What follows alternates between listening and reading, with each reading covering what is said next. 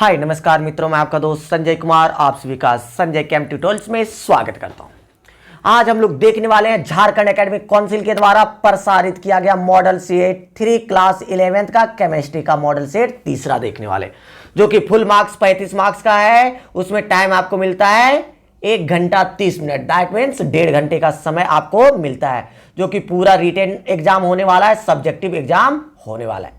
तो चलिए देखते हैं, देर ना करते हुए इस सारे क्वेश्चंस को देखते हैं। 3 सेक्शंस में सारे क्वेश्चन है। जो भी बच्चे इस चैनल पे नए हैं उनको क्या करना है, चैनल को सब्सक्राइब कर लेना है, ताकि और भी जितने भी सारे वीडियो हो आपको मिलते रहे। और लाइव क्लास जरूर ज्वाइन करना है। रात के 8 बजे डेली लाइव क्लासेस आपके लिए स्टार्ट किया जाएगा, और वो सारे लाइव क्लासेस में आपको मोस्ट इंपॉर्टेंट क्वेश्चंस का प्रैक्टिस करवाया जाता है 11 12 सभी के लिए। इसलिए आपको इस चैनल को सब्सक्राइब कर लेना है, ताकि आपको 12 तक मदद करते रहे।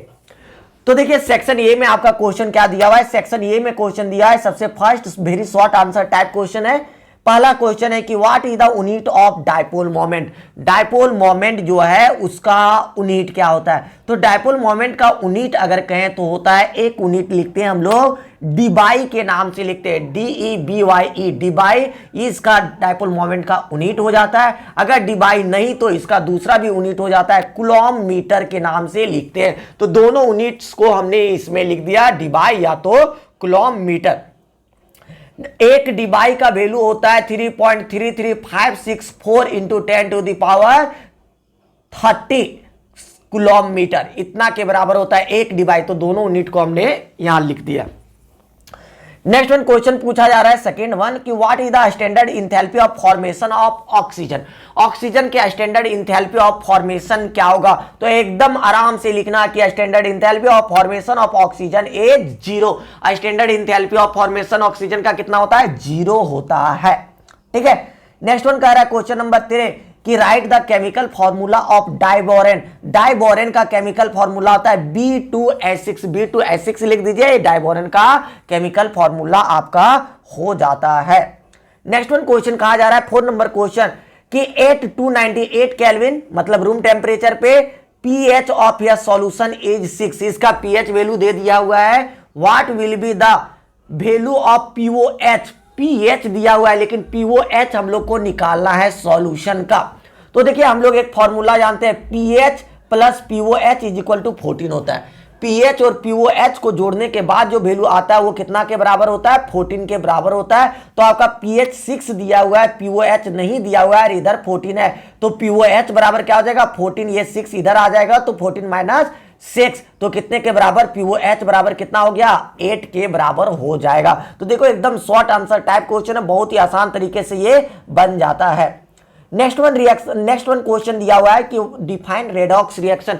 रेडॉक्स रिएक्शन क्या होता है उसके बारे में डिफाइन करने के लिए बोला गया है। तो रेडॉक्स रिएक्शन किसे कहते हैं कि वैसा रिएक्शन जिसमें क्या होता है, ऑक्सीडेशन और रिडक्शन दोनों होता है, कि the chemical reaction in which oxidation and reduction takes place simultaneously is called redox reaction. वैसा रिएक्शन जिसमें ऑक्सीजन का जुड़ना और ऑक्सीजन का निकलना मींस ऑक्सीडेशन और रिडक्शन दोनों क्रमशः होते रहता है, उसी को हम लोग क्या कहते हैं, रेडॉक्स रिएक्शन के नाम से जानते हैं। Next one question number 6 number question में यूपैक नेम लिखने के लिए बोला गया है। तो ध्यान दीजिएगा, यूपैक नेम में आप गलतियां ना करें तो बेहतर है। तो देखिए सबसे पहले ये क्वेश्चन दिया हुआ है, इस क्वेश्चन में देखिएगा कि आपको नंबरिंग करने का नंबरिंग करने का, देखिए इधर यहां से नंबरिंग और इधर से, दोनों में से किधर से नंबरिंग करेंगे। तो डबल बॉन्ड का सीनियोरिटी जो होता है वो हायर होता है किसके तुलना में, ब्रांच के तुलना में। तो उधर से नंबरिंग करेंगे जिधर से डबल बॉन्ड नजदीक हो रहा है। 1 नंबर 2 नंबर ये 3 हो गया, और ये कार्बन 4, और इधर क्या हो गया 5। तो आपका लटका हुआ क्या बच रहा है, 1 कार्बन, वो कितने नंबर पे, 4 नंबर पे। तो उसको हम लोग क्या लिख देंगे, 4 पे क्या है, मिथाइल है। उसके बाद टोटल कार्बन कितना, यहां से यहां तक देखो तो 5 को हम लोग क्या कहते हैं, paint. Single bond, double bond, triple bond, यहां पे क्या है, डबल बॉन्ड है। क्या है, डबल बॉन्ड। डबल बॉन्ड के लिए क्या लिखते हैं, लास्ट में ENE, लेकिन कितने नंबर पे डबल बॉन्ड है, 1 पे। तो क्या लिखते हैं, 1ENE। तो क्या हो गया, 4 मिथाइल पेंट 1 ENE। तो आपका 1 नंबर जो है यूपैक नेम वाला क्वेश्चन पक्का रहेगा, इसलिए एकदम तैयार रहना है। ठीक है। नेक्स्ट वन क्वेश्चन जो है 7 नंबर ऑब्जेक्टिव 1 नंबर वाले क्वेश्चन का सबसे लास्ट क्वेश्चन क्या है कि out of the boron aluminium, boron और एल्युमिनियम में दोनों में से हायर आयनोजेशन एनर्जी जो होता है, फर्स्ट आयनोजेशन इंथैल्पी जो होता है वो किसका होगा? तो हम लोग को पता है कि ऊपर से नीचे अगर आते हैं तो आयनोजेशन एनर्जी क्या होता है? डिक्रीज करता है। आयनोजेशन इंथैल्पी क्या होता है? डिक्रीज करता है। तो सबसे ऊपर में क्या होता है? ये वाला होता है, सबसे ऊपर में क्या हो जाता है? बोरॉन। तो सबसे अधिक किसका हो जाएगा? बोरॉन का। उसके बाद किसका होगा? एल्युमिनियम का। सबसे अधिक किसका है? बोरॉन को। तो हमने वही लिख दिया। क्या होता है कि सबसे हायर फर्स्ट आयनोजेशन एनर्जी किसका है? Boron has higher first ionisation enthalpy. Then क्या लिख सकते हैं? एल्युमिनियम। ठीक है, तो एक नंबर के सारे क्वेश्चंस को हमने देख लिया। नेक्स्ट वन सेक्शन बी की बारी आ गई, जो कि 3 नंबर के क्वेश्चन पूछे जाते हैं, 7 क्वेश्चन पूछे जाते हैं, मात्र बनाना रहता है 5 क्वेश्चन, जो कि शॉर्ट आंसर टाइप क्वेश्चंस है, उसको डिफाइन करना है 3 नंबर में। तो देखिए क्या क्वेश्चन कर रहा है कि right about the following standard enthalpy of formation. ये नंबर में पूछा जा रहा है कि स्टैंडर्ड इंथैल्पी ऑफ फॉर्मेशन किसे कहते हैं। तो आपको क्या बताना है कि देखिए स्टैंडर्ड इंथैल्पी ऑफ फॉर्मेशन के लिए डेफिनेशन हमने लिखा है कि the enthalpy change when 1 mole of your substance is formed. क्या कह रहा है कि इंथैल्पी का जो चेंजेज होता है जब 1 मोल ऑफ सब्सटेंस का फॉर्मेशन करते हैं from its constituent element in most stable state. क्या कहता है कि 1 मोल कोई भी पदार्थ को बनाते हैं, उसमें जितना भी इंथैल्पी का चेंजेज होता है वो भी किससे बनाते हैं? उसके कंस्टिट्यूएंट एलिमेंट से बनाते हैं। वो भी किस कंडीशन में? स्टैंडर्ड मोस्ट स्टेबल स्टेट में। जैसे 1 बार प्रेशर और 298 केल्विन जो कहते हैं स्टैंडर्ड स्टेट ना, उसमें अगर जो बनाते हैं उसमें जो भी इंथैल्पी चेंज होगा उसी को हम लोग क्या कहेंगे? Standard enthalpy of formation. फिर से दिमाग में सेट कीजिए, स्टैंडर्ड इंथैल्पी ऑफ फॉर्मेशन क्या होता है कि इंथैल्पी चेंज, जो इंथैल्पी चेंज होगा किसमें? 1 मोल कोई भी पदार्थ को बनाने में उसी के कंस्टिट्यूएंट एलिमेंट से, वो भी कंडीशन क्या होना चाहिए? Standard stable condition. That means 1 bar pressure और रूम टेम्परेचर 298 केल्विन। तो उसी से जो बनता है उसी को हम लोग कहते हैं क्या? स्टैंडर्ड इंथैल्पी ऑफ फॉर्मेशन, क्योंकि स्टैंडर्ड स्टेट में इसको बनाया जा रहा है। जैसे हम लोग ले लेते हैं कार्बन है और ऑक्सीजन है, कार्बन ऑक्सीजन को जोड़े तो क्या बन गया? कार्बन डाइऑक्साइड बन गया। तो अगर इसका स्टैंडर्ड इंथैल्पी ऑफ फॉर्मेशन का वैल्यू देखें तो कितना होता है? 394 किलो जूल पर मोल होता है, -394 किलो जूल पर मोल हो जाता है। ठीक है, नेक्स्ट वन क्वेश्चन कहा जा रहा है कि hash law of constant heat summation किसे कहते हैं? डेफिनेशन पूरा लिखने के लिए कहा दे रहा है hash law of constant heat summation. तो देखिए हमने पूरा डेफिनेशन भी लिख दिया कि द इंथैल्पी चेंज, इंथैल्पी में जो चेंजेस करेंगे फॉर या chemical transformation is always same. अगर इंथैल्पी का जो चेंजेस करेंगे किसी भी केमिकल ट्रांसफॉर्मेशन के लिए वो हमेशा क्या होगा? सेम होगा, whether it is carried out in one way और इन अनदर वे। ताकि आप अगर वो जो ट्रांसफॉर्मेशन है उसको एक स्टेप में करें, एक तरीके से करें, या उसको डिफरेंट वे के तरीके से करें, मतलब डिफरेंट तरीके से करें, तो पर भी उसका ट्रांसफॉर्मेशन में इंथैल्पी चेंज होगा वो सेम होगा। No matter consisting of 1 step और इन सेवरल स्टेप। एक स्टेप में करें या बहुत सारे स्टेप में करें, उसका इंथैल्पी चेंजेस जो होगा पूरे ट्रांसफॉर्मेशन का वो सेम होगा। If a chemical transformation is carried out in several step, अगर कोई केमिकल ट्रांसफॉर्मेशन को कैरिड करते हैं, मतलब हम लोग को कर रहे हैं केमिकल ट्रांसफॉर्मेशन को फॉरवर्ड कर रहे हैं, वो भी किस स्टेप में? सेवरल स्टेप में, बहुत सारे स्टेप में। The overall enthalpy change is equal to, जो ओवरऑल इंथैल्पी चेंज जो होगा वो किसके बराबर होगा? Is equal to the algebraic sum of enthalpy changes. मान लिया जाए कि कोई एक ऐसे करके, सिंपल से एग्जांपल एक समझ लो कि कोई ट्रांसफॉर्मेशन को हम लोग ऐसे कर रहे हैं कि यहां पे ले लेते हैं, मान लेते हैं ये और ये एक हो गया क्या? बी। एक इधर से जा रहे हैं, एक इधर से यहां से चले जा रहे हैं, सी से चले जा रहे हैं, डी से चले जा रहे हैं ये। तो देखिए यहां पे 2 प्रोसेस लिए, इधर प्रोसेस को हमने 1 को ले लिया और ये प्रोसेस क्या है? प्रोसेस 1 और ये प्रोसेस 2 है। तो यहां पे दोनों का इंथैल्पी चेंज अगर करें तो ये वाला प्रोसेस 1 में जितना इंथैल्पी चेंज होगा वो किसके बराबर होगा, प्रोसेस 2 के इंथैल्पी चेंज के बराबर। लेकिन प्रोसेस 2 का इंथैल्पी चेंज होगा, ए से सी में जाने में इसको जोड़ेंगे, सी से डी में जाने में इसको जोड़ेंगे और डी से बी में जाने में, मतलब टोटल को जोड़ लेंगे, जितना होगा वो प्रोसेस 1 के बराबर होगा। उसी को हम लोग कहते हैं अलजेब्रिक सम, मतलब सभी के जोड़ के क्या हो जाएगा, बराबर होगा। तो enthalpy change of its various step, बहुत सारे स्टेप्स के जोड़ के बराबर। तो इसी को हम लोग कहते हैं it is known as Hess law of constant heat summation. इसी को हम लोग क्या कहेंगे, Hess law of constant heat summation के नाम से जानेंगे। बातें क्लियर हो रहा है बाबू? आगे की ओर प्रस्थान करते हैं। तो देखिए आगे क्या है कि ड्रॉ द रेजोनेटिंग स्ट्रक्चर। आपको स्ट्रक्चर को ड्रॉ करना है, क्या करना है, स्ट्रक्चर को ड्रॉ करना, वो भी रेजोनेटिंग स्ट्रक्चर। रेजोनेटिंग स्ट्रक्चर का मतलब क्या होता है कि जो भी आपका बॉन्डिंग है ना, बॉन्डिंग का मूवमेंट करवाना है। तो देखिए यहाँ रेजोनेटिंग स्ट्रक्चर ड्रॉ करना है, वो भी किसका, CO3 के ऊपर 2 माइनस का। आपको पता है CO3 क्या होता है, तो देख लीजिए ध्यान पूर्वक एकदम समझिएगा। CO3 में कार्बन क्या है, सेंट्रल एटम। ऑक्सीजन कितना है, 3 ऑक्सीजन, CO3 ऑक्सीजन कितना है, 3, 1 2 और यहां पे क्या हो गया, 3। ठीक है, तो सबसे पहले देखिए कार्बन के बाहरी कक्ष में कितना इलेक्ट्रॉन होता है, 4 इलेक्ट्रॉन होता है। मतलब बॉन्ड भी कितना बनाएगा, ज्यादा ज्यादा 4, 1 दिए, 2 दिए, 3 दिए, ऐसे करके। और ऑक्सीजन के बाहरी कक्ष में कितना इलेक्ट्रॉन होता है, 6। ये लेगा तो कितना लेगा, 2, और देगा तो कितना देगा, 6 तक दे सकता है। तो यहां पे लेने की टेंडेंसी हम लोग देख रहे हैं। तो ऑक्सीजन क्या कर रहा है, कार्बन के साथ डबल बॉन्ड बनाता है। तो देखिए इसके पास एक ऑक्सीजन अगर डबल बॉन्ड बना लिया तो उसके बाद क्या, इसके पास इलेक्ट्रॉन और बचा क्या, नहीं। कार्बन का 4 इलेक्ट्रॉन जो था वो पूरी इलेक्ट्रॉन क्या हो गया, खपत हो गया। तो देखिए इसके पास कितना इलेक्ट्रॉन था टोटल, इसके पास था 6 में एक बॉन्ड बनाने में भाग ले लिया। कितना बॉन्ड बनाने में भाग ले लिया, 1। तो बच कितना गया, 5। तो 5 किसी में नहीं रख सकते हैं। क्या हम लोग कह सकते हैं ना कि जो ऑड नंबर ऑफ इलेक्ट्रॉन्स नहीं रख सकते हैं, तो उसमें क्या करते हैं, एक इलेक्ट्रॉन किसी से ले लेंगे। जब लेंगे तो इसके ऊपर क्या आ जाएगा, चार्ज माइनस आ जाएगा। इसके पास भी सेम हो रहा है कि कितना 6 था, एक इलेक्ट्रॉन बॉन्ड बनाने में भाग ले लिया, तो इसके पास 5 बचा। तो 5 तो नहीं रख सकता है, एक इलेक्ट्रॉन किसी से लेगा तो क्या आ जाएगा, माइनस। तो ये चीजें, ये आपका स्ट्रक्चर हो गया, रेजोनेटिंग स्ट्रक्चर के रूप में ये स्ट्रक्चर हो गया। अब इसमें क्या करना है, सिंपल सा समझना कि देखिए ऑक्सीजन के भी बारी कच्ची, इस ऑक्सीजन को लेते 6 था, 6 में कितना, 2 बॉन्ड बनाने में भाग लिया, कितना बच गया, 4।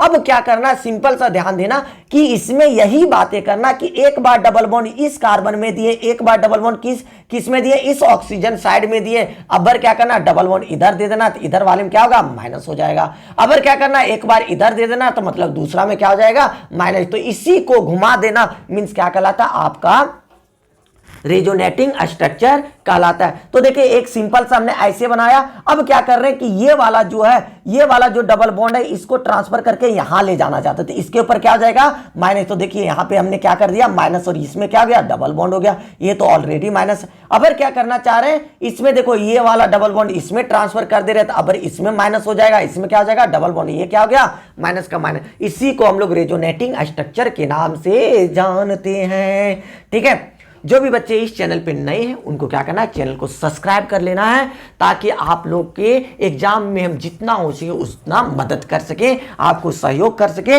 और आपके मार्क्स में अच्छे से बढ़ोतरी करा सके।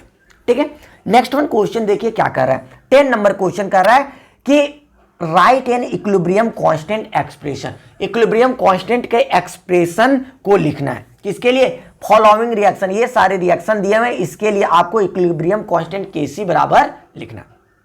ठीक है, तो Kc बराबर हम लोग जानते हैं लॉमा के अनुसार, according to law of mass action, लॉमा के अनुसार इक्विलिब्रियम कांस्टेंट ये कहता है Kc बराबर क्या कहता है कि मोलर कंसंट्रेशन ऑफ प्रोडक्ट। ऊपर में प्रोडक्ट जितना रहेगा उतना लिख दो मोलर कंसंट्रेशन के फॉर्म में, नीचे मोलर कंसंट्रेशन ऑफ रिएक्टेंट 1 2 3 4 जितना है सबको लिख दो, लेकिन ये जो कंसंट्रेशन लिखिएगा सिर्फ और सिर्फ गैस वाले को लिखना है। मोलर कंसंट्रेशन किसका लिखना है? सिर्फ गैस वाले को। ऊपर और नीचे अगर सॉलिड को आ गया तो उसका नहीं लिखाता है केसी में, उसके कांस्टेंट के एक्सप्रेशन में नहीं लिखा जाता है। तो ये बातें ध्यान देना। अगर इसकी बात करें तो इसमें देखिए NH3 है तो ऊपर में हम लोग केसी बराबर क्या लिखेंगे? NH3 का मोलर कंसंट्रेशन। किसका मोलर कंसंट्रेशन? NH3 का। नीचे में किसका लिखेंगे? देखिए क्या है? रिएक्टेंट का N2 का मोलर कंसंट्रेशन। किसका? N2 का। और किसका? H2 का मोलर कंसंट्रेशन। किसका मोलर कंसंट्रेशन? H2 का। बट बातें ध्यान देना है कि ये जो आपका रहेगा ना, ये वाली जो चीजें रहेगी ना, ये जो इसको गुना किया गया है जितना से कितना किया गया है 2, तो 2 जो रहेगा उसको हम लोग क्या कर देना? पावर में आपको लिख देना। किस में लिख देना? पावर में। तो NH3 का पावर क्या लिख देंगे? 2, क्योंकि 2 से गुना है, स्टोइचियोमेट्रिक कोएफिशिएंट है, 2 को जो रहेगा उसको क्या कर देना? पावर में। अगर N2 को देखें तो N2 का स्टोइचियोमेट्रिक कोएफिशिएंट कुछ था क्या? गुना था क्या? कुछ नहीं था, तो नहीं लिखेंगे। हाइड्रोजन का कितना है? 3 है, तो 3 को यहां पे पावर में लिख देंगे। तब आपका क्या होता है कि तब आपका जाके इक्विलिब्रियम कांस्टेंट का एक्सप्रेशन सही होता है, अदरवाइज आपका क्या हो जाएगा? गलत हो जाएगा। देखिए ये भी गैस में था इसलिए लिखें, ये भी गैस में था इसलिए लिखें, ये भी गैस में था इसलिए लिखें। अगर गैस में नहीं रहता तो उसको हम लोग बिल्कुल नहीं लिखते। तो देखिए आके देखते हैं इसको हम लोग सब लिखे। तो देखिए यहां पे क्या है? N2 plus H2। तो देखिए यहां पे इधर सबसे पहले प्रोडक्ट का लिख दिए। इसका पावर कितना होगा? तो देखिए कितना है? 2, तो 2 पावर हो गया। जितना स्टोइचियोमेट्रिक कोएफिशिएंट उतना हमने पावर कर दिया। इधर नीचे में क्या लिखा था? रिएक्टेंट क्या है? N2। इसका कुछ पावर होगा क्या? नहीं, क्योंकि इसका स्टोइचियोमेट्रिक कोएफिशिएंट नहीं है। उसके बाद क्या हो जाएगा? इनटू H2 कितना है? 3 है, तो पावर इसका कितना हो जाएगा? 3। तो ये हो गया केसी बराबर यही स्टोइचियोमेट्रिक कोएफिशिएंट के माध्यम से आपको इक्विलिब्रियम कांस्टेंट का क्या है? एक्सप्रेशन लिख देते हैं। देखिए इसका क्या है कि केसी बराबर क्या हो गया? HI का कितना गुना है? 2, तो इसको पावर क्या दे देंगे? 2।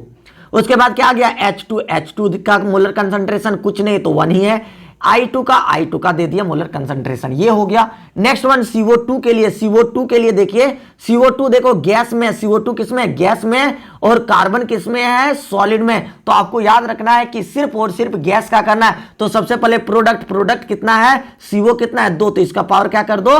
2 कर दो, 2 कर दिए। और इधर सिर्फ गैस में कौन है? CO2। नीचे क्या है? Reactant side CO2। कोई पावर है क्या? नहीं होगा, क्योंकि यहां पे स्टोइचियोमेट्रिक कोएफिशिएंट नहीं है। तो इस प्रकार से आपने क्या कर दिया? इसके एक्सप्रेशन को बहुत ही आसान तरीके से लिख दिए। ठीक है। नेक्स्ट वन आ जाता है आपका इनर्ट पेयर इफेक्ट और कैटेनेशन। दोनों का डेफिनेशन लिखना है, इसके बारे में आपको बताना है किसे कहते हैं। ठीक है। तो आपका जो पी ब्लॉक का चैप्टर पढ़ाए थे उसमें फर्स्ट वीडियो जो था उसमें हमने एकदम पूरा डिटेल में इनर्ट पेयर इफेक्ट को बताए थे। आप वहां जाके विजिट करके भी देख सकते हैं क्या होता है, कैसे क्या होता है। ठीक है। बट यहां पे थोड़ा सा समझाने का प्रयास करेंगे। इनर्ट पेयर इफेक्ट क्या होता है कि जैसे ऑन मूविंग डाउन इन या group of the periodic table, कोई भी पीरियोडिक टेबल में अगर ऊपर से नीचे की ओर मूव करते हैं हम लोग, कहां से मूव करते हैं? ऊपर से नीचे की ओर मूव करते हैं, तो क्या आता है कि NS का electron pair becomes increasingly inner. जो NS में इलेक्ट्रॉन होता है ना, NS के इलेक्ट्रॉन को क्या कहते हैं कि वो ना बॉन्ड बनाने में भाग नहीं लेने लगता है, वो इनर्ट होने लगता है, बॉन्ड फॉर्मेशन में भाग नहीं लेने लगता है। उसी को हम लोग क्या कहते हैं? इनर्ट पेयर इफेक्ट के नाम से जानते हैं। जैसे सपोज मान लिया जाए कि अगर हम लोग ले लिए किसका? ग्रुप 13 का ही ले लिए। ग्रुप 13 में अगर करें तो वहां पे क्या होता है? S में कितना हो जाता है? 2 इलेक्ट्रॉन, और P में कितना हो गया? 1। तो ये जो S वाला इलेक्ट्रॉन है ना, तो S वाला इलेक्ट्रॉन जो है वो बॉन्ड फॉर्मेशन में भाग नहीं लेने लगता है। तो नहीं लेने के कारण को ही हम लोग क्या कहते हैं? इनर्ट पेयर इफेक्ट के नाम से जानते हैं। ठीक है। और इसके बाद हल्का सा देख लेते हैं क्या कह रहा है कि the P block elements exhibit variable oxidation state. जो पी ब्लॉक का एलिमेंट होगा वो ऑक्सीडेशन स्टेट क्या करता है? शो करता है। बहुत प्रकार का, सिर्फ एक ही नहीं शो करता है। वो क्या करता है कि जैसे मान लिया जाए कि +3 तो माइनस कहां तक? 5 तक, ऐसे करके तो वो वेरिएबल ऑक्सीडेशन स्टेट को शो करता है, जो कि which is differing by 2 units due to inert pair effect, जो कि डिफर क्या हो जाएगा, तो जो भी इसमें डिफरेंस होगा वो कितने का, 2 यूनिट का डिफरेंस होगा, 2 का डिफरेंस होगा, जिसको हम लोग किस नाम से जानते हैं, इनर्ट पेयर इफेक्ट के नाम से जानेंगे। ठीक है, तो ये बातों को एकदम आपको क्या करना है, एकदम कंफर्म कर लेना और चैनल को सब्सक्राइब जरूर कर लेना। तो देखिए नेक्स्ट वन क्या होता है, कैटेनेशन। कैटेनेशन क्या होता है, सहसंयोजन की क्षमता। कार्बन में एक ऐसा प्रॉपर्टी पाया जाता है, वो अधिक से अधिक तत्वों से अपने कार्बन के अणुओं से क्या करता है, वो जुड़ने का प्रयास करता है। एक कार्बन है तुरंत बगल वाले जुड़ेगा, वो कार्बन फिर 4 तरीके से चारों तरफ से जुड़ना चाहता है, फिर उससे जो जुड़ा है फिर चारों तरफ से। तो ये प्रॉपर्टी को ही हम लोग क्या कहते हैं, कैटेनेशन प्रॉपर्टी के नाम से जानते हैं। देखिए डेफिनेशन में क्या लिखेंगे, कैटेनेशन प्रॉपर्टी या catenation is a binding of an element to itself through covalent bond to form chain या मॉलिक्यूल। कैटेनेशन क्या है, कैटेनेशन है एलिमेंट्स को बाइंड करने का, एलिमेंट्स को एक दूसरे से जुड़ने का।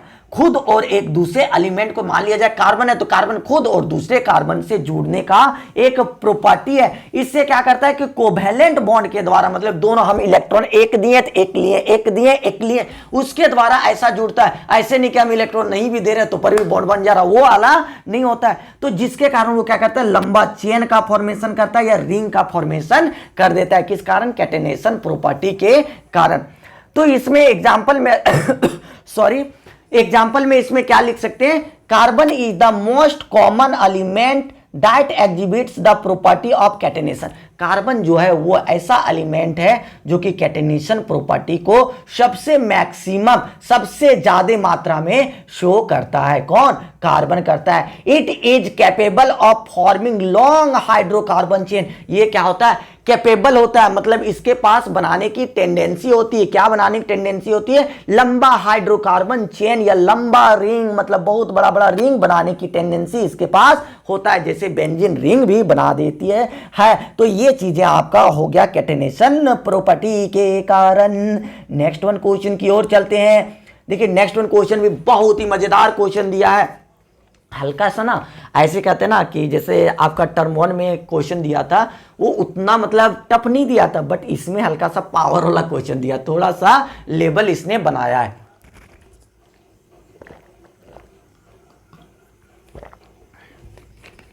देखिए यहां पे क्या कह रहा है कि which of the following species do not show disproportionation reaction. क्या करता है कि कौन कौन से एलिमेंट है, 4 गो आयन यहां दिया है, ClO माइनस, ClO2 के ऊपर माइनस, ClO3 के माइनस, ClO4 के ऊपर माइनस।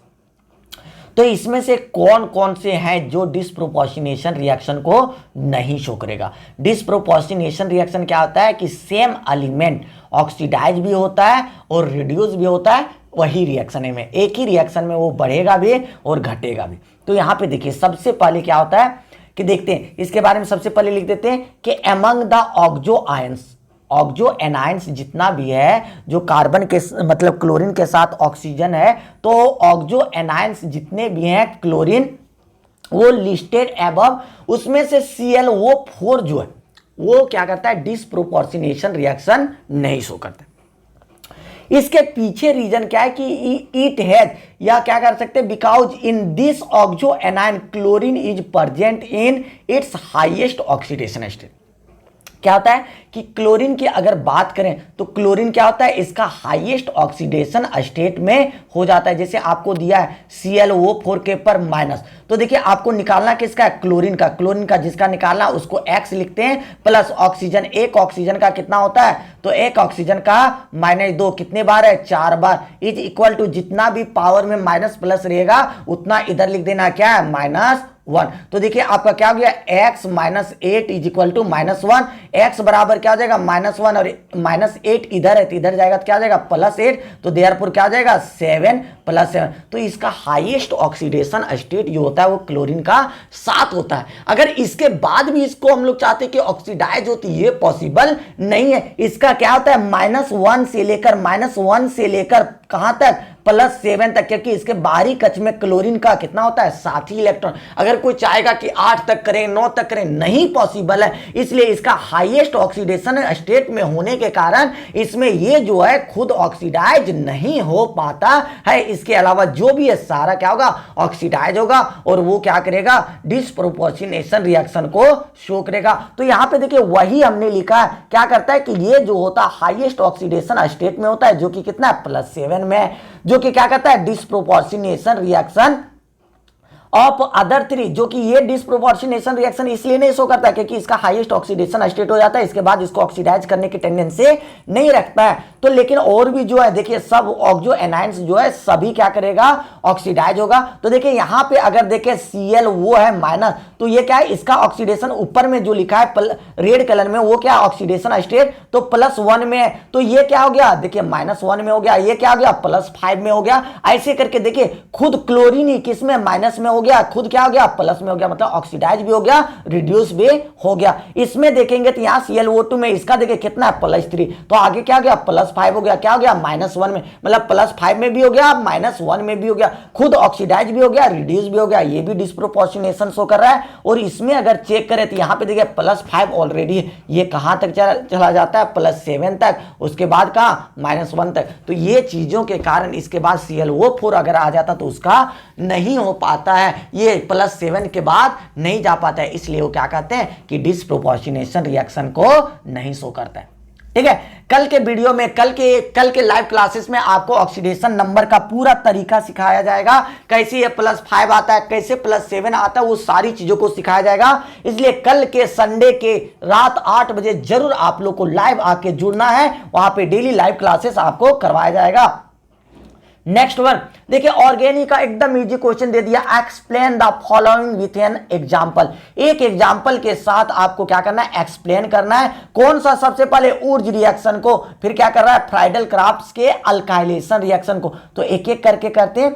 तो ऊर्ज रिएक्शन कहते किसे, तो आप लोग को एकदम याद होना चाहिए क्योंकि ये एकदम बच्चों वाला क्वेश्चन है। क्या कहता है कि जब हम लोग अल्काइल हैलाइड को लेते हैं, कि वैसा रिएक्शन जिसमें हम लोग क्या लेते हैं अल्काइल हैलाइड, इसको ट्रीटमेंट किसके साथ कराते हैं, सोडियम मेटल के साथ। किसके साथ, सोडियम मेटल के साथ, इन द प्रेजेंस ऑफ किसका, ड्राई ईथर के प्रेजेंस में। तो ये क्या करता है, जितना कार्बन वाला अल्काइल हैलाइड लेके चलेंगे उससे डबल वाले का वो अल्केन फॉर्मेशन कर देगा। जैसे देखिए एग्जांपल के रूप में जनरल रिप्रेजेंटेशन RX ले लिए, मतलब अल्काइल हैलाइड, जनरल में एक और RX ले लिए, जनरल अल्काइल हैलाइड। तो अल्काइल हैलाइड लिए किसके साथ, सोडियम मेटल के साथ। जैसे ये रिएक्शन करता है ना बाबू, तो यहां पे देखो एकदम ध्यानपूर्वक, यहां से X को लेके भाग जाएगा, किसके साथ, सोडियम के साथ लेके ये भाग गया। ठीक है, तो देखिए Na के साथ X, तो क्या हो गया 2 गुना NaX, तो बच क्या गया R और R जुड़ गया, तो एक एक से क्या हो गया हायर अल्केन का फॉर्मेशन हो गया इन द प्रेजेंस ऑफ किसका, ड्राई ईथर के प्रेजेंस में।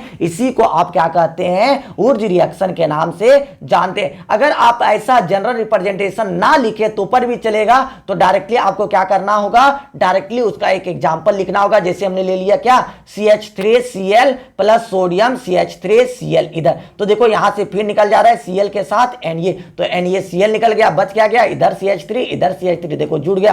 क्या था आपका क्लोरोमीथेन वाला था, क्या बन गया, इथेन का फॉर्मेशन हो गया। जितना लेके चलेंगे अल्काइल हैलाइड का उससे जस्ट डबल वाला आपका बन जाएगा। इसी रिएक्शन को हम लोग क्या कहते हैं, ऊर्ज रिएक्शन के नाम से जानते। कम से कम एग्जांपल लिख दीजिएगा तब नंबर देगा। जनरल रिप्रेजेंटेशन अगर भूल भी गए कोई दिक्कत नहीं है। नेक्स्ट वन क्या कहता है, फ्राइडल क्राफ्ट का रिएक्शन। फ्राइडल क्राफ्ट का अल्काइलेशन रिएक्शन क्या कहता है, अल्काइलेशन में आपको क्या कहता है कि सिंपल सा समझना है कि बेंजीन को, एरोमेटिक रिंग को हम लोग किसके साथ रिएक्शन कराएंगे, अल्काइल हैलाइड के साथ इसका रिएक्शन कराएंगे। किसके साथ रिएक्शन कराएंगे, अल्काइल हैलाइड के साथ इसका रिएक्शन कराएंगे। देखो बेंजीन को ले लिया किसके साथ, अल्काइल हैलाइड।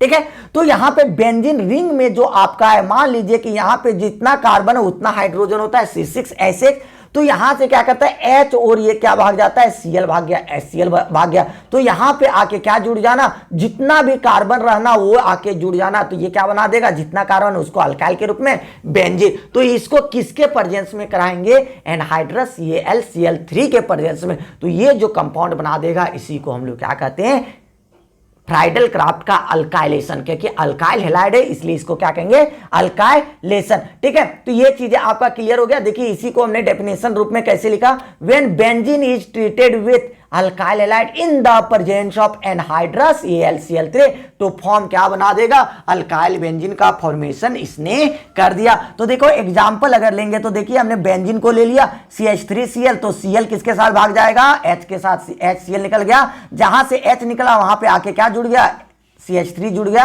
ये क्या हो गया, एक कार्बन है ऊपर में, तो इसको क्या कहते हैं, मिथाइल और बेंजीन है, इसी को हम लोग दूसरा नाम से क्या कहेंगे, टॉलिन, इन द प्रेजेंस ऑफ क्या, एनहाइड्रस AlCl3। तो ये चीजें आपका हो गया, बहुत ही ज्यादा इंपॉर्टेंट ये रिएक्शन, इसलिए इसको एकदम कंफर्म करके रखना, दिमाग में सेट करके रखना जैसे भी आपको हो सके। ठीक है, नेक्स्ट वन की ओर प्रस्थान करते हैं। नेक्स्ट वन ऑर्गेनिक से ही क्या कहता है कि explain why given compound is not aromatic. आपसे कहा जा रहा है कि जो कंपाउंड दिया गया है वो एरोमेटिक कंपाउंड नहीं है, इसके पीछे का रीजन क्या है। तो सबसे पहले देखो इसके पास डबल बॉन्ड कितने जगह पे है, 2 जगहों पे, कितने जगहों पे, 2 जगहों पे। तो दो पाई बॉन्ड बराबर कितना, 2 पाई बॉन्ड बराबर कितना इलेक्ट्रॉन, 2 दूनी 4, कितना पाई इलेक्ट्रॉन, 4 पाई इलेक्ट्रॉन, कितना होता है, 4 पाई इलेक्ट्रॉन, जो कि क्या करता है, 4 पाई इलेक्ट्रॉन आप कहें तो ये क्या करता है, ये फॉलो कर रहा है क्या, 4n+2 पाई इलेक्ट्रॉन को, जो हकल्स रूल के अनुसार कहता है 4n+2 पाई इलेक्ट्रॉन फॉलो कर रहा है क्या। आप 0 भी पुट करते हैं n में, कितना हो जाता है, 4 × 0+2, तो कितना होता है, 2 पाई इलेक्ट्रॉन होना चाहिए, तो नहीं है। और क्या होना चाहिए, अगर 4n+2 में अगर आप क्या करते हैं 1 पुट करते हैं तो ये कितना होना चाहिए, 1 पुट करते हैं तो 4 × 1+2 कितना होना चाहिए, 4 2 6 पाई इलेक्ट्रॉन। तो देखिए ना 2 है ना 6 है, मतलब क्या कह सकते हैं कि इसका क्या कर रहा है, हकल्स रूल को फॉलो नहीं कर रहा है, 4n+ पाई इलेक्ट्रॉन्स के रूल को फॉलो नहीं कर रहा है। इसके पास कितना इलेक्ट्रॉन है, 4 पाई इलेक्ट्रॉन है, 4 पाई थोड़ी ना होना चाहिए, कितना पाई होना चाहिए, या तो 2 या तो 6 या तो 10 या तो 14, ऐसे होता तो हम लोग क्या कहते हैं कि ये फॉलो करता। तो ये चीजें इस कारण सबसे पहला बात कह देना है कि इसी के कारण ये क्या हो रहा है कि एरोमेटिक कंपाउंड आपका नहीं है।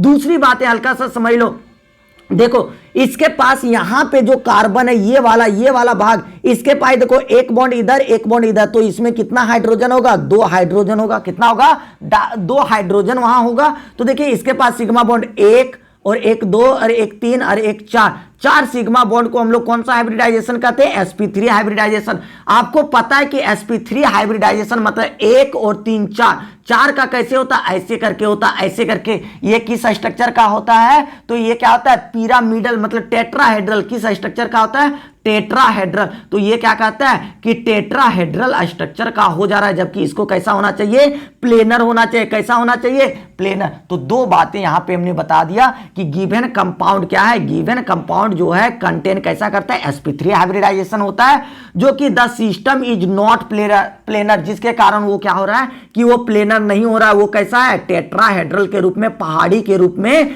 है। ठीक है, और इसके साथ ही साथ it does not contain 4n+2 pi electron. इसके पास क्या है, 4n+2 पाई इलेक्ट्रॉन जो होना चाहिए वो नहीं है। It contain only 4 pi electron. कितना इलेक्ट्रॉन है, 4a पाई इलेक्ट्रॉन है। 4n+2 पाई रहता तब सही होता है। Therefore it is not an aromatic compound. इसीलिए कहेंगे कि यह एरोमेटिक कंपाउंड नहीं होगा। आपको 3 नंबर का पूछा जा रहा है तो आपको थोड़ा सा लिखना पड़ेगा बाबू, अगर नहीं लिखिएगा तो आपका गलतियां हो जाएगा।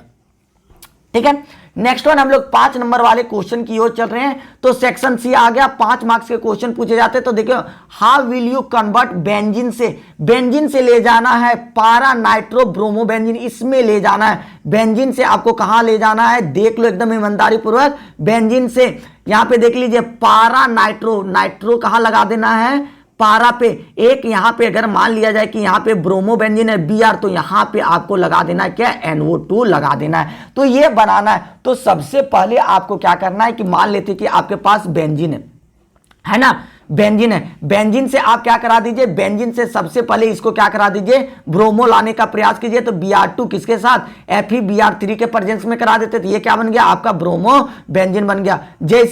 जैसे ब्रोमो बेंजीन बना तो इसके पास क्या करा देते हैं, NO2 जोड़ने के लिए तो आप नाइट्रेशन रिएक्शन कराते किसके साथ, कौन के HNO3 और कॉन्क H2SO4 कॉन्क HNO3 और कॉन्क H2SO4 के साथ, तो ये क्या होता है, तो आपका एक पारा पे आके जुड़ जाता है, एक कहां पे आके जुड़ता था, ऑर्थो पे। ऑर्थो और पारा में से सबसे ज्यादा स्टेबल कौन होता था, पारा। जो मेन प्रोडक्ट बनाता था वो क्या बनता था, पारा। तो यही चीजों को देखिए हमने समझाया है, तो यहां पे देखने का प्रयास कीजिएगा किस प्रकार से हमने बनाने का प्रयास किया है। तो वही चीजें आपका क्या है, बेंजीन है। बेंजीन को पारा नाइट्रो ब्रोमो बेंजीन। तो सबसे पहले बेंजीन को हमने Br2 एनहाइड्रस FeBr3 के साथ कराया, Cl लेते थे तो Cl3 लेते थे, FeCl3 लेते थे, तो पहले ब्रोमो आके जुड़ा। इसके बाद इसका नाइट्रेशन कराया कॉन्क HNO3 कॉन्क H2SO4 के साथ, तो ये क्या हुआ, एक ऑर्थो में आके जुड़ा और एक क्या हुआ, पारा में आके जुड़ा। जब ऑर्थो और पारा में आके जुड़ा तो दोनों में से एक को हमको लेना है, कौन सा, पारा। तो इसमें क्या कराना होगा, थोड़ा सा फ्रैक्शनल डिस्टिलेशन कराना होता है। फ्रैक्शनल डिस्टिलेशन का मतलब होता है कि ये दोनों में से हम लोग सेपरेट आउट करेंगे। तो सेपरेट करके हम लोग किसको प्राप्त कर सकते हैं, पारा नाइट्रो ब्रोमो बेंजीन। तो ये हम लोग का प्राप्त हो गया। तो ये आपका प्रोडक्ट जो था, कन्वर्सन था, वो हमने प्राप्त कर लिया। दूसरा क्या कर रहा है, बेंजीन से मेटा क्लोरो नाइट्रोबेंजीन, मतलब मेटा पे क्लोरो लाना, ऑर्थो पे नहीं। अब क्या कर रहा है, मेटा पे। तो सबसे पहले बेंजीन को आप क्या करा दो, नाइट्रेशन कराओगे, क्या हो जाएगा, नाइट्रो आ जाएगा। कहीं पर भी नाइट्रो आ जाएगा, कोई दिक्कत नहीं। जैसे नाइट्रो आया तो Cl को लेंगे, तो Cl वाला जो होगा यहां पे क्या है कि Cl वाला NO2 यहां पे है, तो इसमें हम लोग देखते थे क्लोरोबेंजीन में क्या होता है, ऑर्थो और पारा पे आके जुड़ता था, बट यहां पे नाइट्रोबेंजीन है। नाइट्रोबेंजीन में कहां पे आके जुड़ेगा, मेटा में आके जुड़ेगा। Cl जो है वो कहां पे आके जुड़ेगा, मेटा में, और मेटा में आके क्या हो गया, किसके साथ कराएंगे, Cl2 FeCl3 के बाद, तो ये क्या होगा, मेटा में आके जुड़ गया। तो यही आपका प्रोडक्ट बन गया कन्वर्शन का। नेक्स्ट वन रिएक्शन जो एकदम 0 डिग्री का है, बेंजीन से टॉलिन। बेंजीन से कहां ले जाना है, टॉलिन की ओर ले जाना है। तो कैसे ले जाएंगे, बेंजीन को फ्राइडल क्राफ्ट का अल्काइलेशन रिएक्शन कराएंगे, जो कि अभी ऊपर में कराए थे, अनहाइड्रस Cl के प्रेजेंस में। यहां से जिस कार्बन पे, बेंजीन में जिस कार्बन पे आके जुड़ेगा वहां से H निकलेगा, और यहां से Cl और क्या हो गया, HCl निकल गया। तो ये CH3 वहां पे आके जुड़ गया, क्या बन गया, CH3 और बेंजीन में। तो इसको हम लोग टॉलिन के नाम से जानेंगे।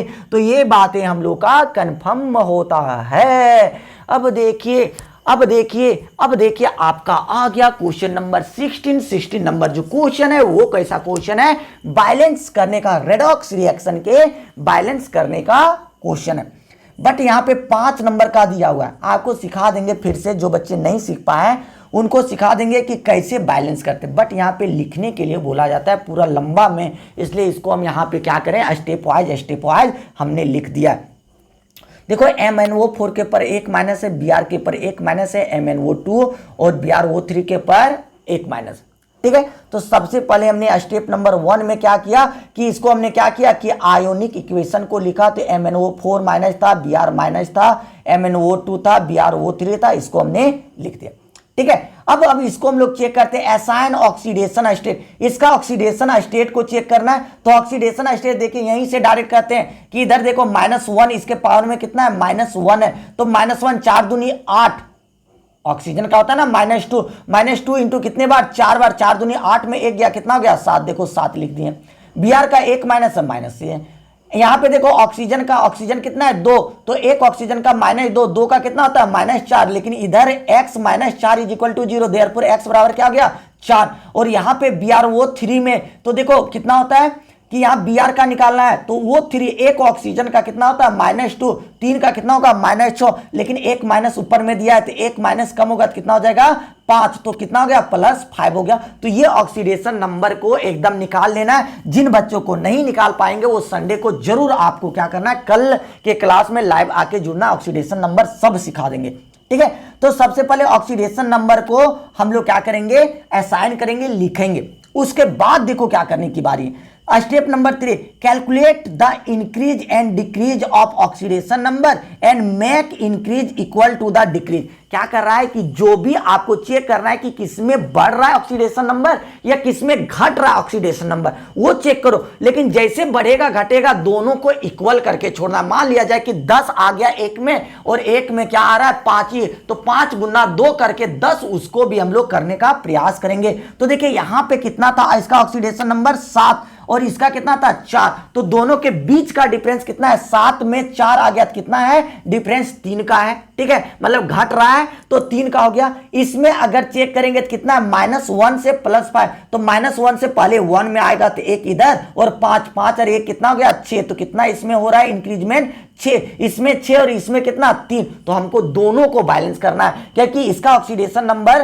के मद्देनजर रखते हुए क्या करना है दोनों को बैलेंस। तो इसको क्या करें, ये तो 6 है, इसमें कितना कर दिया 2 गुना कर दिया, तो 3 दूनी कितना हो गया 6। जो ये 6 ये जो 2 आएगा ना बाबू, ये वाला 2 जो आएगा ना इसको क्या करना है किसमें किसमें इसमें लगा देंगे, आगे गुना कर देंगे, इसमें यहां पे 2 कर देंगे और यहां पे 2 करेंगे। ठीक है, तो देखिए यही चीजों को हमने 2 जो 2 गुना किए ना यहां पे कर दिए, देखो यहां पे 2 कर दिया और यहां पे हमने 2 कर दिया, जो था वही रहने दिए, सिर्फ इतने हमने कर दिया।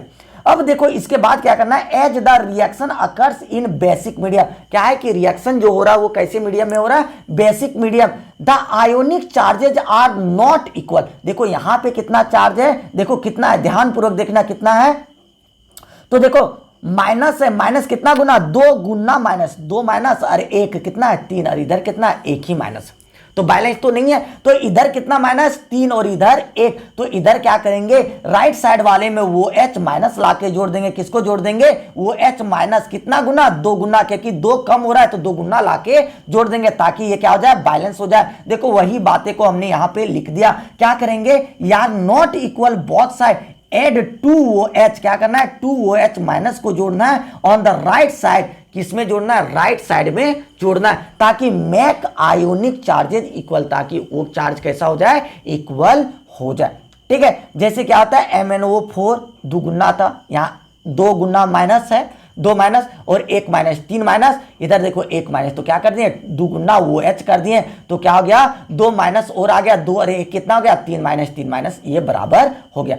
लेकिन अब देखना यहां पे क्या हो गया, जैसे यहां पे लिए तो हाइड्रोजन, देखो यहां पे हम लोग का आ गया हाइड्रोजन 2 आ गया, इधर हाइड्रोजन तो है ही नहीं लेफ्ट साइड में, तो यहां पे देखो वही finally count the hydrogen atom, hydrogen atom को काउंट करेंगे, appropriate water H2O molecules add on the left side, जैसे देखेंगे इधर H कितना है 2 है, तो उसके जस्ट अपोजिट में उसको क्या करेंगे हाइड्रोजन को सिर्फ ने H2O को जोड़ देंगे, क्या जोड़ देंगे H2O को जोड़ देंगे, तो ये क्या हो जाएगा हम लोग प्राप्त कर लेंगे बैलेंस्ड इक्वेशन। तो देख लो आप काउंट कर सकते हैं सभी को एकदम, देखिए मैग्नीज 2 मैग्नीज, ठीक है, ऑक्सीजन 4 दूनी 8 और 1 9, देखिए यहां पे कितना है 2 दूनी 4 और 3 7 और 2 9, ठीक है, ब्रोमीन 1 हाइड्रोजन 2 चार्ज 2 और 1 3 2 और 1 3, तो पूरा पूरी बैलेंस हो गया। तो यही होता है कि 5 नंबर में आपको क्या करना होगा, पूरा पूरी लिख देना होगा, पूरा स्टेप बाय स्टेप लिख देना होता है। अगर वही 3 नंबर में पूछता ना तो हम लोग डायरेक्ट बना देते हैं, स्टेप लिखने का इतना जरूरत नहीं था। देखो ये टॉपिक ना बहुत लेंदी टॉपिक दे दिया, कह दिया कि पोस्टुलेट्स लिखिए, एमओटी थ्योरी को पूरा एकदम लिखिए, ठीक है, जो कि बहुत ही लेंदी क्वेश्चन। उसके बाद भी क्या कर रहा है मॉलिक्यूलर ऑर्बिटल डायग्राम किसका खींच देना, नाइट्रोजन N2 का MOT डायग्राम खींच देना। तो ये क्वेश्चन एकदम लेंदी क्वेश्चन दिया, ये क्वेश्चन को तो बिल्कुल टच नहीं करना है। 5 में से इस प्रकार के जो 2 क्वेश्चन रहेंगे उसको एकदम छोड़ दीजिएगा, 3 जो आसान रहेगा उसी को बनाइएगा, क्योंकि ये सब क्वेश्चन अगर बनाइएगा तो एक क्वेश्चन लिखते लिखते आपका आधा घंटा पार हो जाएगा, तो आप 1.5 घंटे में कैसे पूरा क्वेश्चन लिखिएगा, इसलिए ये चीजों को ध्यान दीजिएगा। देखिए इसका मेन पोस्टुलेट्स जो है वो चीजों को हम लिख देते हैं, बता देते हैं क्या है कि the main postulates of molecular orbital theory are given below. जो मेन जो इसका है अवधारणा है, इसके जो मेन नियम कानून है वो निम्नलिखित है। पहला number, in an atom electrons reside in an atomic orbital, कि जैसे अगर हम लोग बात करते हैं कि कोई भी एटम में, एटम्स में इलेक्ट्रॉन कहाँ रहता है, एटॉमिक ऑर्बिटल्स में रहता है, उसी प्रकार सिमिलरली मॉलिक्यूल में इलेक्ट्रॉन्स कहाँ रहता है, मॉलिक्यूलर ऑर्बिटल्स में। देखो बात बहुत मजे की है, क्या कह रहा है एटम में एटॉमिक ऑर्बिटल में रहेगा तो मॉलिक्यूल में कहाँ रहेगा, मॉलिक्यूलर ऑर्बिटल में रहेगा। बात पहला क्लियर। दूसरा क्या कर रहा है कि molecular orbitals are produced by linear combination of atomic orbital. क्या करता है कि जब 1 2 या 2 से अधिक मॉलिक्यूलर ऑर्बिटल्स को प्रोड्यूस करेंगे, जब उसमें भाग लेगा ना तो तब भी वो एटॉमिक ऑर्बिटल्स भाग लेगा, तब मॉलिक्यूलर ऑर्बिटल्स का फॉर्मेशन कर सकते हैं। वो हो सकता है कि सेम या डिफरेंट हो सकता है, सेम या डिफरेंट 2 या 2 से अधिक भी हो सकता है।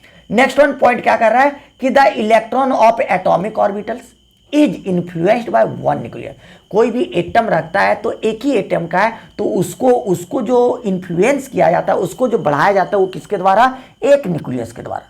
While the electron of molecular orbital, लेकिन दूसरा जो इलेक्ट्रॉन है मॉलिक्यूलर ऑर्बिटल का, is influence by more than one nucleus, जिसको किसके द्वारा इन्फ्लुएंस किया जाता है? एक से अधिक न्यूक्लियस के द्वारा बढ़ाया जाता है। किसमें? मॉलिक्यूलर ऑर्बिटल में। 10 एटॉमिक ऑर्बिटल इज मोनोसेंट्रिक, तो एटॉमिक ऑर्बिटल में कितने न्यूक्लियस होते हैं? एक, लेकिन मॉलिक्यूलर ऑर्बिटल में एक से अधिक, इसलिए क्या कहता है कि एटॉमिक ऑर्बिटल जो होते हैं मोनोसेंट्रिक, एक सेंटर वाले, जबकि मॉलिक्यूलर ऑर्बिटल कितने होते हैं? पॉलीसेंट्रिक, एक से अधिक सेंटर वाले होते हैं। ठीक है, नेक्स्ट वन क्वेश्चन देखिएगा, ध्यान दीजिएगा बच्चों। आपको क्या कर रहा है कि the number of molecular orbital produced, क्या कहता है कि जितना नंबर ऑफ मॉलिक्यूलर ऑर्बिटल्स का फॉर्मेशन होगा is always equal to the number of atomic orbital taking part in linear combination. देखो कह रहा है ना कि उतने ही मिठाई बनेगा या उतने ही मॉलिक्यूलर ऑर्बिटल्स बनेगा, जितना एटॉमिक ऑर्बिटल्स उसमें भाग लेगा उतना ही मॉलिक्यूलर ऑर्बिटल्स बनेगा। अगर मान लिया जाए कि 10 आदमी का चाय बनाना है और उसमें कहेंगे कि 10 आदमी का ही हमने उसमें मटेरियल डाला है, तो क्या 15 आदमी का बन जाएगा? बिल्कुल नहीं। तो जितना एटॉमिक ऑर्बिटल्स भाग लेगा उतना ही मॉलिक्यूलर ऑर्बिटल्स का फॉर्मेशन होगा। देखिए यहां पे ध्यान दीजिएगा, if 2 atomic orbital take part in linear combination 2 molecular orbitals is formed. अगर 2 एटॉमिक ऑर्बिटल भाग ले रहा है तो मॉलिक्यूलर ऑर्बिटल कितना बनेगा? 2 ही बनेगा। One of these having lower energy, उसमें से एक जिसका होगा उसका एनर्जी क्या होगा? कम होगा, जिसको हम लोग किस नाम से जानेंगे? बॉन्डिंग के नाम से जानेंगे। किस नाम से जानेंगे? बॉन्डिंग MOS, बॉन्डिंग एमोज, मतलब bonding molecular orbital. While higher energy are called anti bonding, जो कम वाला होता है उसको क्या कहेंगे? बॉन्डिंग, और जो अधिक वाला जो होता है उसको हम लोग क्या कहते हैं? एंटी बॉन्डिंग के नाम से जानते हैं। तो देखिए यहां पे डायग्राम से हमने देखा, तो देखिए इधर एटॉमिक ऑर्बिटल है, इधर एटॉमिक ऑर्बिटल, दोनों को कॉम्बिनेशन से क्या बना रहे हैं? Molecular orbital. देखिए एटॉमिक ऑर्बिटल कितना? एक एटॉमिक ऑर्बिटल है, एक कितना एटॉमिक ऑर्बिटल? 2। तो इसमें भाग 2 ले रहा है, 2 एटॉमिक ऑर्बिटल है, तो देखो मॉलिक्यूलर ऑर्बिटल एक यहां और एक यहां, कितना मॉलिक्यूलर ऑर्बिटल बन गया? 2 ही मॉलिक्यूलर ऑर्बिटल बना है। उसमें से देखिए एटॉमिक ऑर्बिटल, ये एनर्जी ऊपर जाता है तो बढ़ता है, तो देखिए ये एटॉमिक ऑर्बिटल से एनर्जी जिसका कम होगा मॉलिक्यूलर ऑर्बिटल का, उसको किस नाम से जाना जाएगा? Bonding molecular orbital. और जिसका एनर्जी अधिक होगा ये वाला, उसको किस नाम से जाना जाएगा? Anti bonding. ऊपर एंटी बॉन्डिंग, नीचे बॉन्डिंग। ठीक है, नेक्स्ट वन आगे कहता है कि Aufbau principle, Hund's rule and Pauli exclusion principle can be applied between 2 molecular orbital. यहां पे क्या कर रहा है? हुंस रूल को अप्लाई कर देंगे, अबाउ को भी अप्लाई कर देंगे, पॉली को भी अप्लाई कर देंगे। ये सारे रूल्स को अप्लाई करेंगे ताकि हम लोग इलेक्ट्रॉन को भर सकें। जैसे कहा जाता है ना कि इलेक्ट्रॉन भरना है तो पहले क्या करना है कि सिंगली भरना है, एक एक भरना है, सबसे पहले क्या भरना है? लोवेस्ट एनर्जी में भरना है। तो ये सारी चीजों को हम लोग भरने का प्रयास करेंगे। मान लिया जाए कि अगर हमारे पास कितना इलेक्ट्रॉन आ गया? 4 इलेक्ट्रॉन आ गया। समझना यहां पे, अगर हमारे पास 4 इलेक्ट्रॉन आ गया तो देखिए यहां पे क्या है कि यहां पे एक और एक, 2, एक बॉन्डिंग और एक क्या है? Anti bonding. यहां पे क्या? एक बॉन्डिंग और एक क्या है? Anti bonding. मतलब एक ऊपर की ओर, एक नीचे की ओर, ये ऐसा होना चाहिए। अब देखो 2 और 2 कितना हो गया? 4 इलेक्ट्रॉन हो गया। तो यहां पे कैसे देंगे? 1 और 1, 2। नीचे वाला बॉन्डिंग को पूरा भर लेंगे। जब पूरा नीचे वाला भर गया लोअर एनर्जी वाला, उसके बाद कहां चले जाएंगे? हायर। और बचा है क्या? 2 बचा। तो ऐसे करके आप भर सकते हैं। तो वही कहता है कि आप कैसे इलेक्ट्रॉन को भरना है, तो भरना है वही सभी रूल्स को फॉलो करते हुए आपको भरना। ऐसे नहीं कि अपने मन से जैसे मन वैसे भर दें, जैसे मन वैसे भरने से आपकी क्या होगा? गलतियां होगी। ठीक है, नेक्स्ट वन क्वेश्चन देखते हैं। नेक्स्ट वन यहां पे बातें देखिए क्या कर रहा है कि bond order of A molecule is given by, किसी भी मॉलिक्यूल के बॉन्ड ऑर्डर को निकालते हैं कि उसके बीच में कितना बॉन्ड पाया जाता है। तो कैसे निकालते हैं कि number of bonding electron, number of anti bonding, कि बॉन्डिंग में घटा देते हैं एंटी बॉन्डिंग बटा 2। जैसे नीचे में जितना इलेक्ट्रॉन रहेगा, यहां पे जितना रहेगा उसको ऊपर वाले से घटा देंगे, बटा 2 कर देंगे, जो आएगा वही उसका क्या होगा? बॉन्ड ऑर्डर हो जाएगा। NB number of bonding electrons, और क्या है? Number of electrons in bond, और इसमें क्या है? एंटी बॉन्डिंग में। ठीक है, नेक्स्ट वन पॉइंट देख रहे हैं कि द मॉलिक्यूल और आयन हैविंग 1 और मोर अनपेयर्ड इलेक्ट्रॉन। वैसा मॉलिक्यूल और आयन जिसमें क्या है कि एक या एक से अधिक या अनपेयर्ड इलेक्ट्रॉन। अनपेयर्ड का इलेक्ट्रॉन का मतलब कि अगर बॉक्स है तो एक बॉक्स में 2 इलेक्ट्रॉन भरते हैं, तो अगर एक ही भर दिए तो वो क्या हो जाएगा, पैरामैग्नेटिक होगा। क्या हो जाएगा, पैरामैग्नेटिक हो जाएगा। जैसे देखिए यहां पे इलेक्ट्रॉन है, अगर हमने यहां पे इलेक्ट्रॉन ऐसे करके भर दिया, देखिए एक ही इलेक्ट्रॉन अगर ऐसे भरा गया तो ये क्या है, पैरामैग्नेटिक है। अगर ऐसे करके हो गया, ये क्या हो गया, डायमैग्नेटिक है। अगर ऊपर में भी देखें एक ही भराया, मतलब क्या है, ये पैरामैग्नेटिक। तो अगर किसी में भी आपको क्या होना चाहिए, इस टाइप का ना होना चाहिए, अनपेयर्ड इलेक्ट्रॉन नहीं होना चाहिए, मतलब सिंगली भरा हुआ नहीं होना चाहिए, इकलौता भरा हुआ नहीं होना चाहिए, नहीं तो वो क्या होता है, पैरामैग्नेटिक हो जाता है। अगर उसमें क्या होना चाहिए कि द मॉलिक्यूल और ion having no unpaired electron, अगर अनपेयर्ड इलेक्ट्रॉन नहीं है तो उसको हम लोग क्या कहते हैं, डायमैग्नेटिक के नाम से जानेंगे। ठीक है, उसके बाद देखिए नेक्स्ट वन, लास्ट वन, कि एनी मॉलिक्यूल इज अस्टेबल। कोई भी मॉलिक्यूल अगर पूछा जाए कि अस्टेबल है कि नहीं, तो उसके लिए लास्ट वन ट्रिक क्या है कि बॉन्ड ऑर्डर को निकालेंगे। बीओ मतलब क्या है, बॉन्ड ऑर्डर। अगर एक से अधिक आ गया, बॉन्ड ऑर्डर का अभी हमने फॉर्मूला बताया था, एनबी माइनस एन, ये मतलब number of bonding minus number of anti bonding divided by 2। अगर किससे अधिक, एक से अधिक या एक के बराबर आ जाएगा तो मॉलिक्यूल कैसा है, अस्टेबल हो जाएगा। अगर बॉन्ड ऑर्डर 0 के बराबर आ गया तो मॉलिक्यूल वो एग्जिस्ट नहीं कर रहा है, वो झूठ में लिखा गया, वो मॉलिक्यूल नहीं बनता है। अगर 0 से अधिक, 0 और 1 के बीच में अगर बॉन्ड ऑर्डर आ जाएगा तो वो मॉलिक्यूल क्या है, अनअस्टेबल है। तो ये चीजें हो जाती है। ठीक है, नेक्स्ट वन डायग्राम देख लो, कैसे डायग्राम ड्रॉ करना है। Molecular orbital diagram of N2। N2 के लिए देख लीजिए, ध्यान पूर्वक समझिएगा। देखिए इसमें क्या करना है कि इसको देखो, सबसे पहले जो दिया गया नाइट्रोजन, नाइट्रोजन कितना है, 2 नाइट्रोजन, एक नाइट्रोजन इधर ले लिए, एक नाइट्रोजन इधर। नाइट्रोजन का इलेक्ट्रॉनिक कॉन्फ़िगरेशन क्या होता है, 1s2 2s2 2p3। तो बाहर वाले को हम लोग एकदम चेकआउट कर रहे हैं, तो देखो कितना है, देखो ये वाला तो पूरा भरा हुआ है, तो ये है 2s2 और 2p3। तो एक 2s भरा हुआ है, 2s को हमने नीचे ले लिया, कहां ले लिया, 2s में इलेक्ट्रॉन कितना है, 2, तो देखो 2 भर दिए और 2 भर दिए दोनों तरफ, क्योंकि इधर भी एक नाइट्रोजन है, इधर भी एक नाइट्रोजन है। एक नाइट्रोजन का 2, तो 2 और 2 कितना हो गया, 4। तो इसको भरेंगे मॉलिक्यूलर ऑर्बिटल में, तो 2 और 2 4। ये जो ब्लू से लिखा हुआ है सिग्मा 2s, इस ऑर्बिटल का नाम है। इतना नहीं याद रख पाइएगा तो कोई दिक्कत नहीं। 2s का क्या है, सिग्मा 2s। इसका ऊपर वाला क्या है, sigma 2s anti bonding. Anti bonding को स्टार से लिखते हैं। तो हमने लिख लिया। अब 2p3 का p का लेंगे। p में कितना इलेक्ट्रॉन है, 3। बॉक्स कितना है, 3, 1 2 3। तो कैसे भरते हैं, यही कहता है ना कि आपको सिंगली ऑक्युपाइड करना है, एक एक भरना है। तो एक नाइट्रोजन का इधर भरें, एक नाइट्रोजन का 1 2 3, दोनों नाइट्रोजन का एक एक साइड भरें। तो टोटल इलेक्ट्रॉन कितना हो गया, 3 और 3 कितना हो गया, 6। तो 6 को भर रहे हैं, देखो यहां पे और यहां पे, तो दोनों का एनर्जी सबसे लोवेस्ट है। तो ये दोनों को भरे, पहले सिंगल सिंगल भरे और फिर क्या कर दिया, डबल। तो 2 दूनी कितना इलेक्ट्रॉन भरा गया, 4। 2 बचा, वो कहां चला गया, यहां पे। तो यही चीजें हो जाता है आपका क्या, कि यही मॉलिक्यूलर ऑर्बिटल्स किसका है, molecular orbitals diagram N2 molecule का इस प्रकार से बनाया जाता है। ठीक है, देखिए नेक्स्ट वन क्वेश्चन की ओर प्रस्थान करेंगे। देखो क्या कर रहा है कि the equilibrium constant is 10। Kc का वैल्यू दे दिया, log K का जो होता है ना, K का वैल्यू जो है ना वो दे दिया। ठीक है, what will be the value of del G, standard Gibbs energy का वैल्यू क्या होगा, जब R का वैल्यू दिया हुआ है 8.314 और T का वैल्यू दिया हुआ है। तो हम लोग जानते हैं स्टैंडर्ड गिब्स एनर्जी बराबर क्या होता है, 2.303 RT log K। ऐसे करके तो K का वैल्यू हम लोग को दे दिया कितना, 10। तो log K बराबर ये भर दिए 10। इसका वैल्यू पता है, ये तो पता है 2.303, और उसका R का वैल्यू अभी हमने देखा था 8.314 रख दिए। T का वैल्यू कितना, 300 ये गुना करेंगे तो कितना आ जाएगा, 5744.14। और log 10 का वैल्यू कितने के बराबर होता है, 1। तो ये तो खत्म हो गया, तो ये सेम टू सेम आ गया। ये जो है वो जूल पर मोल में है, किसमें है, जूल पर मोल में। अब इसको जूल पर मोल से हमको कहां ले जाना है, किलो जूल में ले जाना है। तो ये पॉइंट कितना शिफ्ट होगा, 1000। एक यहां आएगा, इसके बाद यहां आएगा, इसके बाद यहां। तो 3 शून्य के बाद आएगा, तो ये कहां के बाद आ जाएगा, 5 के बाद आ जाएगा। तो देखो ये आंसर किलो जूल में हो जाएगा, क्योंकि 1000 से डिवाइड करते हैं तो ये कहां आ जाएगा, 5.744 हो जाएगा। तब ये क्या हो जाएगा, किलो जूल। बहुत ही इजी न्यूमेरिकल दिया था, ऐसा देगा ना तो बहुत ही मजा आ जाएगा। 5 नंबर 2 मिनट में मिल गया आपका। ठीक है, next one question, last one question चलते। लास्ट वन भी बहुत आसान क्वेश्चन दिया हुआ है, 3 क्वेश्चन इसमें देता ना, बहुत आसान देता है, 2 क्वेश्चन हल्का लेंदे दे देता है। तो आपको तो बनाना है 3 ही क्वेश्चन बनाना है, ठीक है।